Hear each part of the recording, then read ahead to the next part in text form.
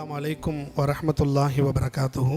அல்லாஹ் ரசூலால் ஏற்றுக்கொள்ளக்கூடிய ஒரு அற்புதமான குர்ஆனுக்கான ஒரு விழாவாக இது இருக்கிறது. இதில் கலந்து கொள்வது ஒரு மிகப்பெரிய நாம் வாழ்க்கையில் செய்திருக்கிற பாக்கியங்களில் ஒன்று. இங்கு 3 நபர்கள் பொறாமை தக்கக்கூடியவர்களாக இந்த விழாவில் இருக்கிறார்கள்.